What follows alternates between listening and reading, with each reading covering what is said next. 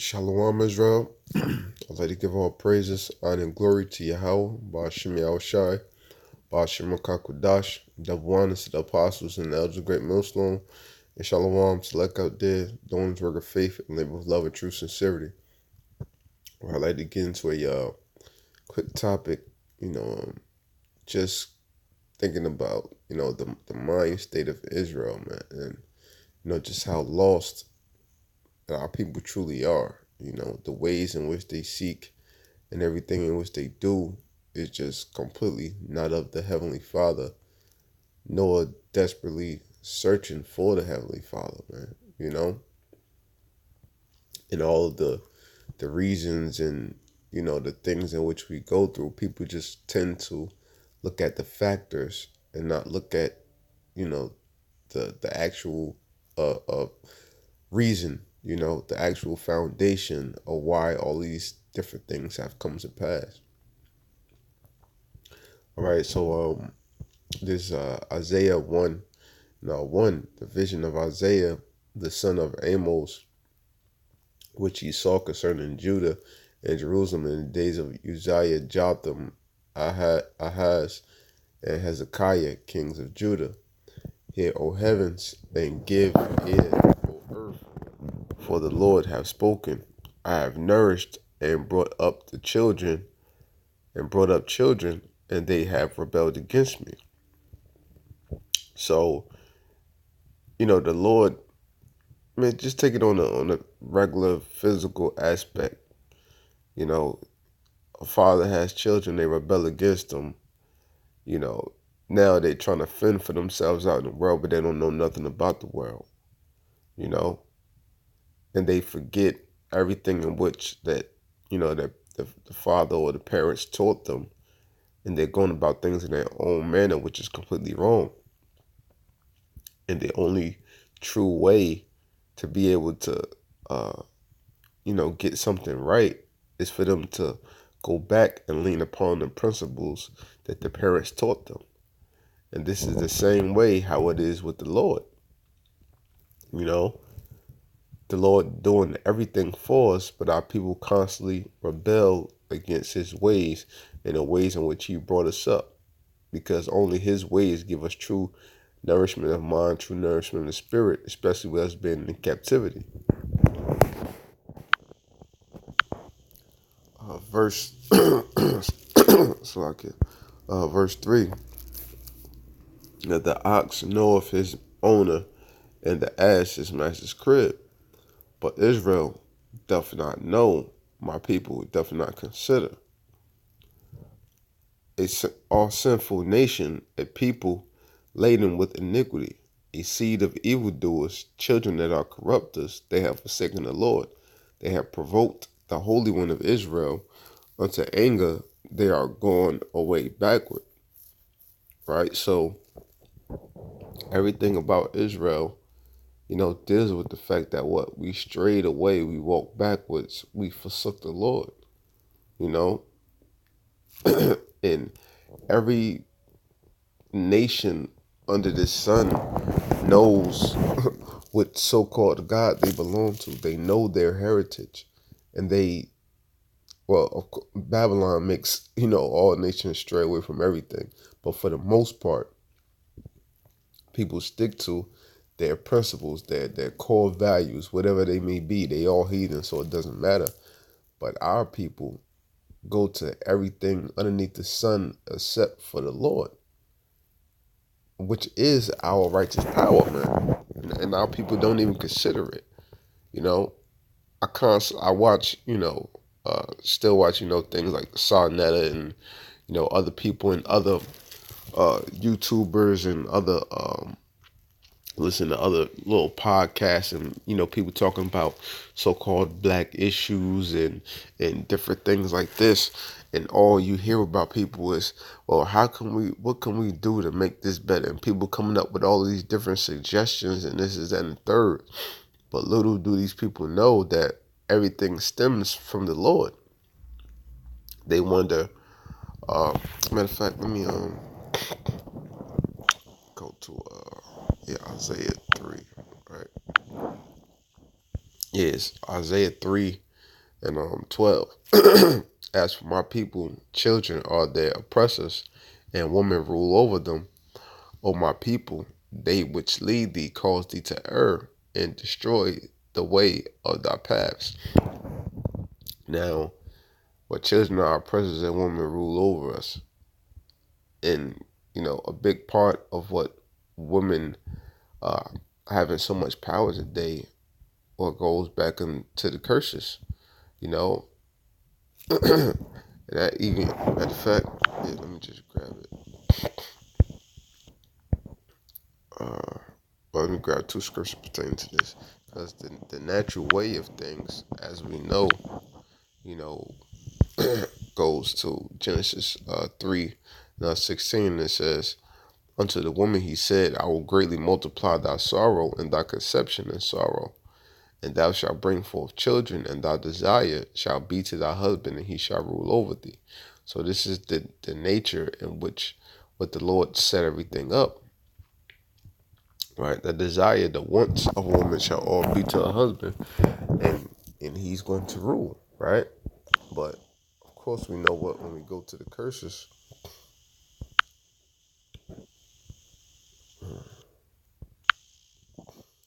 Uh yeah, Deuteronomy 28 and 60 and 56.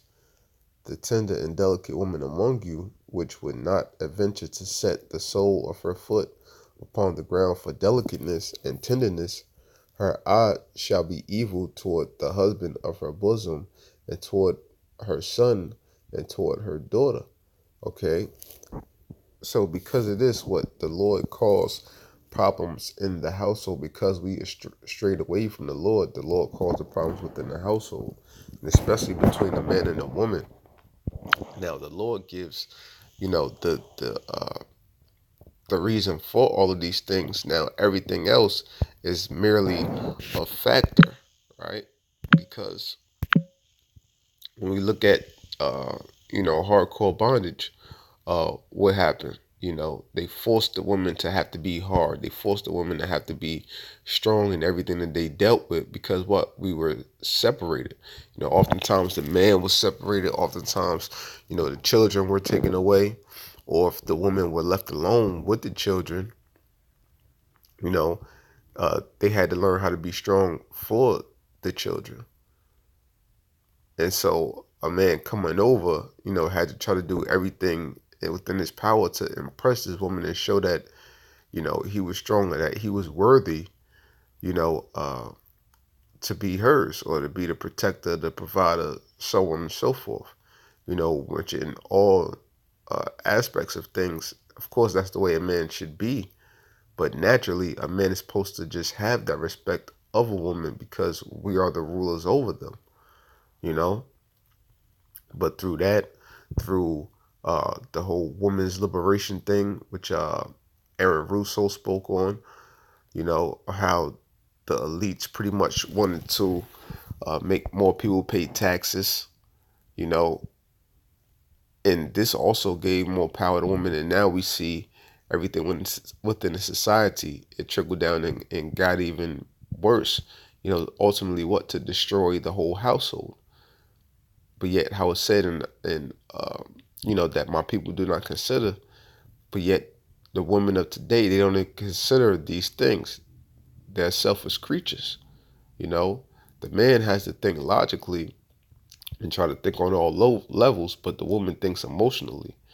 So the woman being put on the pedestal within this day, and one so-called equality, trying to live in an egalitarian society, all these different things, they don't recognize that it destroys the whole household, because they're seeking things for themselves and not actually for the household itself, which is a woman's nature, you know? So they cause our people to go astray from our nature in the way that things are naturally intended to be. So all these different things that Esau is doing, but these are the factors, but they're not the main thing. The main thing always goes back to us disrespecting the Lord, us forsaking the Lord, us going astray from the Lord, and the Lord using other things, and primarily his whooping stick. And let me get that, which is Esau, to completely destroy us, man. You know, to tear us down in various ways, to where our people are seeking to and fro for all of the answers, but the answer's right up underneath your nose, and that's these holy scriptures, right? Psalm 17:13. Arise, O Lord, disappoint him, cast him down, deliver my soul from the wicked, which is thy sword, from men, uh, which are thy hand, O Lord, from men of the world, which have their portion in this life, and whose belly thou fillest with thy hid treasure. They are full of children, and leave the rest of their substance to their babes. Right? So let me go to Psalms, I believe this was Psalm 35 or 37. Um,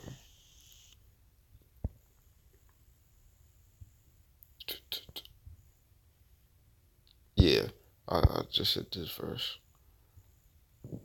Um, okay. Yeah, Psalms 35 and 17 it says, but in mine adversity they rejoiced and gathered themselves together. Yea, the abjects gathered themselves together against me, and I knew not. They did tear me and cease not. This is exactly what Esau is doing. They're taking advantage of the opportunities because they know that when we astray away from the Lord, that the Lord is not with us. And they get that from the references within the scriptures, and they know the whole history of things. So they constantly take advantage of every way possible to keep us down, and people don't realize these things. That's why it says in Psalms 119 and 95, the wicked have waited for me to destroy me. They laid traps and set things up for us, forced to fall, forced to constantly stumble. That's why this place is a system, which is a pit that we truly cannot get out of, you know? And people do not understand these things, not even a tidbit of it, man.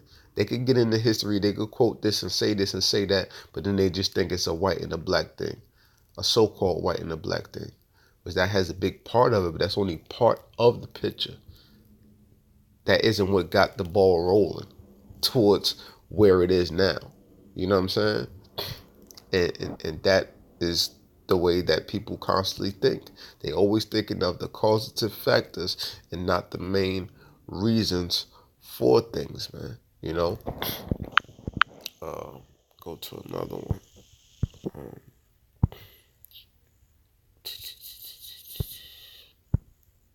yeah, Psalms 37 and 12.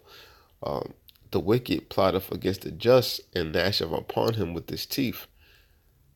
Right, in I'm gonna jump to verse 14. It says, the wicked have drawn out the sword and have bent their bow to cast down the poor and needy and to slay such as be of upright conversation. Because everything within our nature, it tends to be good as far as our spirit, but we know within the flesh, nothing is truly right. But in spirit, Israel always want to do what's right. But Esau and everything of today, putting, programming us through the TV, so on and so forth, doing everything within their power to pollute our minds, to pollute our spirits, to get us away from the Lord, man. And got us searching under everything underneath the sun. This is Isaiah 30 and 1. Woe to the rebellious children, saith the Lord, that taketh counsel, but not of me, and that cover with a covering, but not of my spirit, that they may add sin to sin, that walk to go down into Egypt, and not ask at my mouth, to strengthen themselves in the strength of Pharaoh, and to trust in the shadow of Egypt.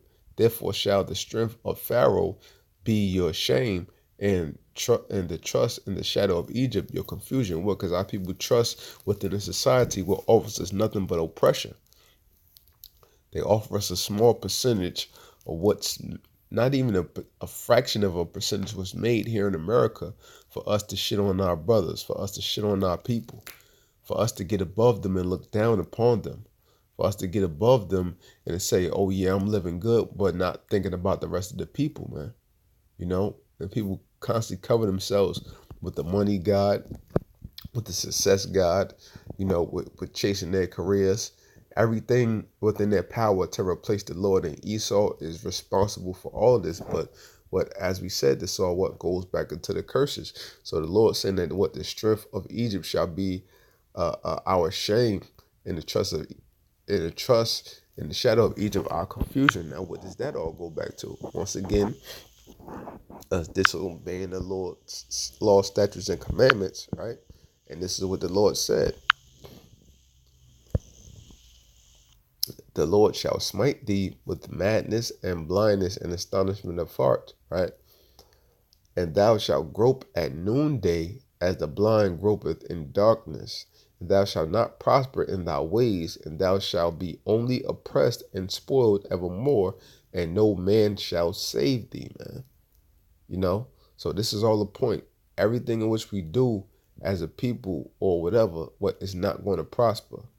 To get above, as people try to say, well, what can we do to get to the so-called white man? There's nothing we can do. Nothing within on this in this hell in which we currently in, man. It said what? We shall only be oppressed and spoiled evermore. And we constantly saying it, man. The things in which they're bringing down now, and we know how these prophecies is rolling down, things are just constantly tightening up even more to where you truly don't have nothing, man. You know? And it said what? No man shall save us from this condition. No physical man on this earth now going about things of trying to set up programs, the whole black identity extremist thing, you know, them setting up things like some future Black Panthers or militant group. None of that matters, man. All that matters at the end of the day is that we come back unto the Lord so that we don't have to grope in His blindness. We don't have to grope in His darkness.